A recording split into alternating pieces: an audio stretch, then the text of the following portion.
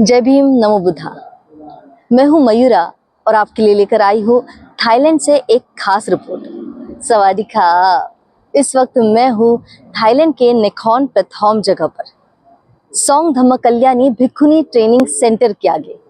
भिक्खुनी संघ, जो कि बुद्ध के 4 मेजर संघों में से ही एक है, जिसकी स्थापना बुद्ध के काल में महाप्रजापति गौतमी, संघ नायिका महाप्रजापति गौतमी, इनकी क्रांतिकारी पहल से हुआ था। आज भी हमें भिक्खुनियां कम ही देखने मिलती है। प्रियदर्शी सम्राट अशोक, इनके काल में भिक्खुनी संघमित्रा द्वारा भारत से श्रीलंका, श्रीलंका से चाइना, म्यांमार होते हुए बुद्ध धर्म पूरे विश्व में फैला। लेकिन कहा जाता है कि मध्यकाल में भिक्खुनियां खत्म ही हो गई। हमें भारत में भी देखने नहीं मिलता, ऐसा भी कहा जाता है। हालांकि कई सारी कहानियां, दंत कथाएं अलग अलग माताओं के नाम से प्रचलित है, जिन्हें इतिहासकार या रिसर्चर्स कहते हैं कि ये भिक्खुनियां ही रही है। कई सारे देशों में जहाँ पर कासाय वस्त्र छोड़कर गुलाबी सफेद वस्त्रों में महिलाओं को दीक्षित करते हैं और उन्हें नाम मिलते हैं, जैसे माइची, शीलाधीन या दशशील माता कहकर पुकारते हैं। लेकिन इन सभी कठोर परिस्थितियों में 1928 के कानून के बावजूद यहाँ पर भिक्खुनी धम्मानंदा का सोंग धम्म कल्याणी नाम से ये ट्रेनिंग सेंटर अपने अस्तित्व को, यानी कि पूरे भिक्खुनी संघ के अस्तित्व को बयां करता है। तो आइए जानते हैं भिक्खुनी धम्मानंदा, इनके इतिहास के बारे में, और जानते हैं यहाँ पर तैयार होने वाली भिक्खुनियां या सामनेरियों की क्या कहानियां हैं और किस तरह धम्म की ओर वो आना चाहती है, किस तरह से वो बुद्ध के धम्म को लेकर उनके विचारों का प्रचार प्रसार करने के लिए अग्रसर है। आइए जानते हैं उन्हीं से। यह है थाईलैंड के नखॉन प्रथम का सोंग धम्म कल्याणी भिक्खुनी प्रशिक्षण केंद्र। आधिकारिक तौर पर बौद्ध आदेश के तहत थाईलैंड में केवल पुरुष ही भिक्खु बन सकते हैं, जिसके तहत 1928 से महिलाओं को दीक्षा देना वर्जित है। यानी कि थाईलैंड देश महिला भिक्खुनियों को मान्यता नहीं देता। लेकिन फिर भी क्रांतिकारी भिक्खुनी धम्मानंदा थाई महिलाओं को कांसाय वस्त्रों में बुद्ध के धम्म की शिक्षा देकर एक बराबरी का दर्जा दे रही है। 11 साल की धम्मानंदा ने सबसे पहले किसी भिक्खुनी को देखा तो वह थी उनकी माँ। 1956 में थाईलैंड में अगर कोई महिला अपने सिर को मुंडाती थी तो वह माइची बनने के लिए।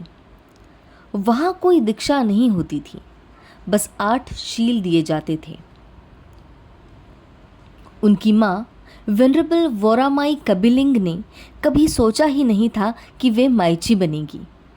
उन्होंने अपने प्रिसेप्टर को बताया था कि वह हल्के पीले रंग का चीवर पहनेगी, और वैसा ही हुआ। उन्होंने अपने घर को एक छोटे से विहार में बदल दिया, जहां और भी अधिक युवा महिलाएं उनके साथ जुड़ी। धम्मानंदा भी इसी विहार में बड़ी हुई, अन्य सभी भिक्खुनियों के साथ सभी सुत्तों का अभ्यास करते हुए। 1971 में उन्होंने अपनी मां को ताइवान ले जाने की यात्रा का आयोजन किया, और वह पहली ऐसी थाई महिला थी जो भिक्खुनी बनी। उस समय थाईलैंड में कुछ चीनी महिलाएं थीं जो भिक्खुनी थीं, लेकिन वे केवल चीनी विहारों में रहती थीं और थाई समाज के साथ सीमित संपर्क था। उस समय थेरवाद भिक्खुनी दीक्षा के लिए कोई परंपरा नहीं थी। धम्मानंदा सामाजिक बदलाव लाना चाहती थी। वे सोचती थी कि जब उनके पास सभी भिक्खुनियों के बारे में अब जानकारी है, उसके बावजूद वह परिवर्तन लाने में कुछ कर नहीं पा रही। और फिर यहीं से उनके जीवन में एक मोड़ आया।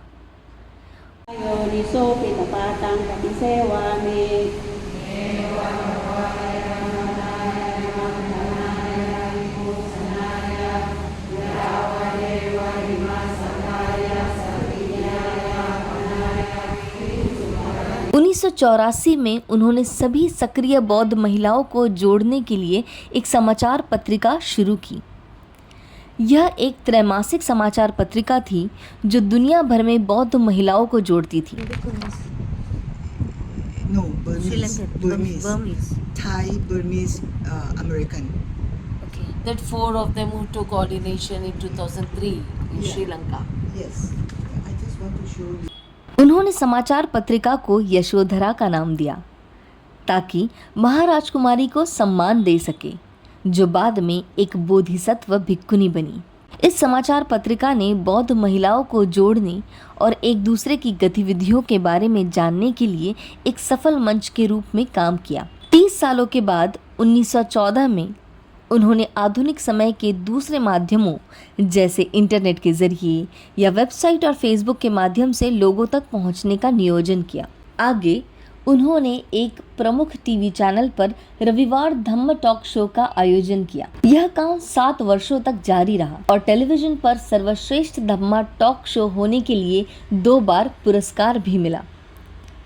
साल 2000 के अंत के दिशा निर्देश में उन्होंने इस काम को समाप्त किया और खुद की उपसंपदा की तैयारी की। वे कहती है, 1998 में मैंने अपने पूर्व नाम और संलग्नताओं को पीछे छोड़ दिया और धम्मानंदा के नाम से दीक्षित हुई।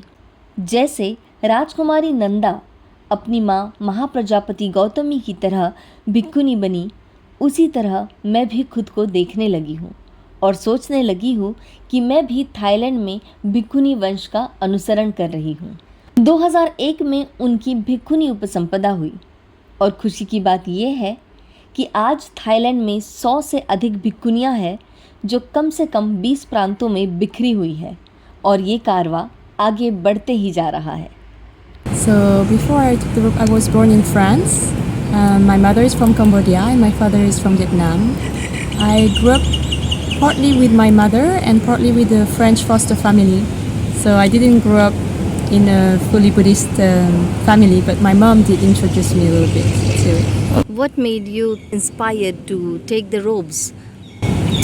That's a good question. Actually, a few years ago, I just felt the calling in my heart that I wanted to ordain, but I didn't even know where, or how, or when. But then a few years ago, I came to Thailand, and I was very lucky to meet some very inspiring bhikkhus in the Theravada forest tradition, and I think the seed was planted there, but I didn't know about bhikkhuni order yet. So I think what really motivated me was my first time in Thailand, maybe 4 years ago. Okay. So, like you said, you were in contact with some bhikkhus. So, and in Thailand, becoming a bhikkhuni is not common even today, and it's not that easy. So, did you get any reactions from those bhikkhus or from your family, or any challenges that you faced? Actually, I haven't seen these bhikkhus again since then, but I know that this one is actually supportive of the bhikkhuni revival. But back then, nobody told me about it, and I almost got ordained I almost became a Maichi. Okay. And just before the planned date, COVID hit, and so it was cancelled. So I thought, okay, this is not the time. And I left Thailand back then. And then I heard about Theravada bhikkhunis, and so I came back to Thailand. I actually heard about it through a video from Venerable Dhammananda, and that's why I came here in Song Dhammakaya. What difference do you think in becoming a Maichi and a bhikkhuni? How does one can feel empowered by becoming a bhikkhuni? What do you think? I don't know so much about the life of the Maichi, but I would say that the bhikkhunis and the Maichi that I've met during this time, it was a Dhammayatra, so a walk for 10 days. I think there was something very different. I couldn't say exactly what, but when I saw the first time the bhikkhunis in another temple where I was, where I got my puja, I just felt so inspired by these women that it just felt like this is something else. Do you have any plans for higher ordination, like a complete permanent bhikkhuni? I think the seed is there, but let's see how it goes. Yeah. Okay, what do you want to take back home when you go from here after this training is done? I think definitely it's been now about a month and a half. A lot of things have changed for me, and if I would disrobe, I don't know yet, but I would definitely continue the practice, and I think I would try to see if I can support also I heard about some bhikkhunis in France want to start maybe reviving as well the Theravada bhikkhuni order, so maybe that would be something I would be able to support. How many as an bhikkhunis are there in France? Are you aware of any? I just found out about it a few days ago from someone, so I need to learn more about it before I can tell you. Okay, thank you so much. Thank you. Thank you. पहली चीज़ थोड़ी हिंदी आती है तो कोशिश करूँगी हिंदी बोलना. तो United states में पैदा हुई. मेरी माँ जापानी थी. अभी फ्रांस में रहती हूँ, पहाड़ों में, फ्रेंच एल्प्स. फिर भी इटली में काम करती थी क्योंकि मैंने दिसंबर में सब छोड़ दिया क्योंकि मैं you say सन्यासी, no, like भिक्षुनी जीवन रहना चाहती हूँ. तो मैंने छोड़ दिया सब कुछ. यही हूँ. एक और इंटरेस्टिंग बात मैं जानना चाहूंगी, किस्सा वो कि आप हिंदी कब सीखी, इन परिस्थितियों में भारत में कब आना हुआ, कब सीखना हुआ? तो लगभग 12 साल पहले मैं ऋषिकेश में गई योगा करने के लिए, हिंदी सीखने के लिए. वेदांत भी पढ़ना है, वेदांत उपनिषद वगैरह वगैरह. तो इसलिए मैंने सोचा ओके, हिंदी में भारत में हूँ तो why not learn हिंदी. तो फिर वेद उपनिषद पढ़ते पढ़ते बुद्धिज्म की तरफ कैसे आना हुआ? तो मालूम नहीं, फिर भी शायद क्योंकि मेरी माँ, जब मेरी माँ में जापान में थी तो वो बुद्धिस्ट थी. तो मेरे परिवार जापान में सब बुद्धिस्ट. और बिल्कुल उपनिषद वेदांत बहुत इंटरेस्टिंग है बिल्कुल. फिर भी मालूम नहीं, मैंने सोचा कि कुछ और चाहती थी, कुछ और, नो. इसके बाद मैंने सोचा कि मेडिटेशन, ध्यान लगाना चाहती थी. और ध्यान लगाने के बाद और ध्यान लगाने के दौरान मैंने बहुत चीज़ें कैसे कहूँ, I understood, no, like some things are very very clear, like some चीज़ स्पष्ट, you know, it's like very clear for me, you know. अचानक मैंने सोचा मैं बुद्धिस्ट हूँ. इसके बाद मैंने सोचा ओके, थोड़े धीरे धीरे मुझे हरी से लाइक छोड़ना सब कुछ, मेरी जीवन, मेरी चीज़ें, मेरी लाइफ, वो लाइक mundane लाइफ छोड़ना है. I wanted to follow the Buddhist path, meditate, study the Dhamma or the Dharma, the Buddhist Dharma, and here I am in Thailand.